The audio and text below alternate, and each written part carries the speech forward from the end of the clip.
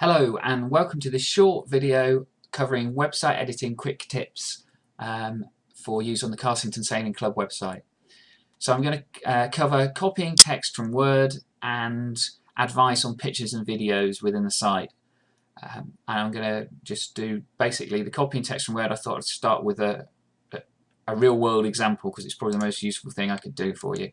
So basically here is a Word document. I'm going to create the page with the website editing quick tips on it in the site as an example. So I've got my Word document, I select all the content and Control C or right click and copy, so that puts it on the clipboard. I then open Notepad, which in Windows is under Start, All Programs, Accessories. It can be Notepad if you're using Windows, is the best thing to use. If you're using a Mac or something else, then use any normal plain text editing editor basically. So we go into Notepad and then we right click and paste or Control V to paste, and you'll see the content is there but all of the formatting has been removed, which is what we want because it's also removed all the rubbish from underneath. So if you use Control A to select everything and then Control X to cut everything from Notepad, and then it's ready on your clipboard with all the rubbish removed and ready to go into the web page. So if we get to the web page here, this is the page I'm in the middle of creating, so I'm in the body field. I'm just going to Control V to paste that content, and as you can see it's all there. So the first job, having pasted it, is to put the correct spacing into the text. So to put a normal space in, put the cursor where you're going to put the space and then use the backspace button to go back up a line and just simply press enter, and that puts a piece of code in that says this is the end of one paragraph and the start of a new one, and puts a space in between the lines.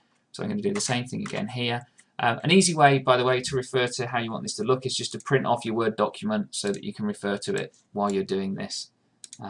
Or if you've got two screens, then you just have them up side by side. So put the cursor there and press enter, and just go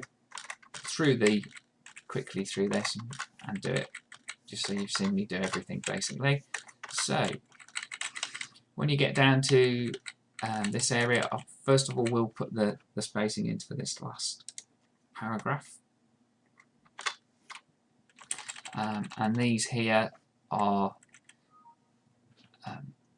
from Word and are not, as far as this is concerned, are not really a numbered list. So I'm going to create one in the correct way, which is to insert it within this editor. And having got the first one, you can literally just use backspace to go up to the got some spaces there, get rid of those, the previous line, and press return, and it will automatically add it onto the end of the numbered list. This is the correct way to do it, so that when you want to add anything in future, the numbered list will work as you expect it to, and it will get formatted and displayed correctly within the website. So that's the heading as well there. So there you go. So I've got spaces around all my headings. They've been correctly done from that point of view.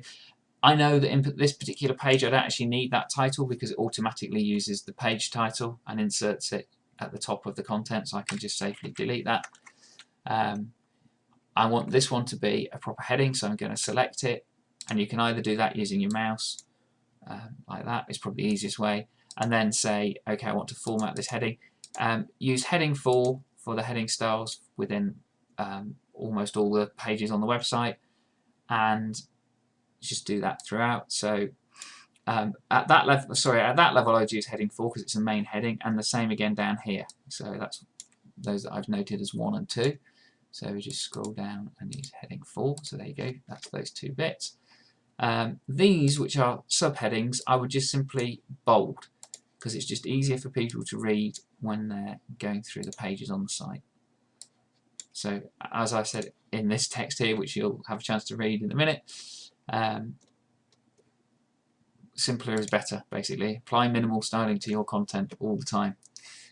So basically that's copied and pasted from Word into Notepad, then back out from Notepad and into this area, and then formatted using the minimal formatting within this editor.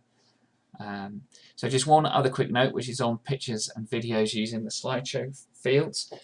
When you're adding fleet pages or news items or several other types of content within the site, there are fields to let you upload one photo per field and one video per field, and wherever possible use those rather than putting stuff into the body text, because it's easier to get a high quality layout and impact on the page if you do that, and it's easier for you because the images are resized and let you crop them in some cases on screen rather than you have to faff around separately.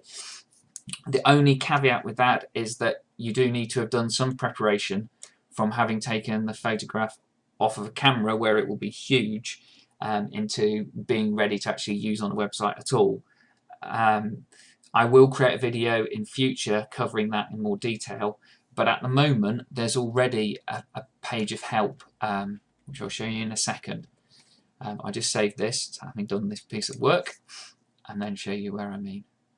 So the basics of getting photos ready for website use, it's already covered in the web admin guide, add photos in a text areas of pages. So if you look at that help page, you'll see the preparatory steps, and that covers quite a lot about roughly how big photos should be and how to save for web and so on. So in the absence of the other one being ready, please have a quick look at that. It should give you some useful hints and tips. If you're still having any issues, please by all means just get in touch with me and I'll be happy to help. Okay, I hope you found that useful, and thanks for watching.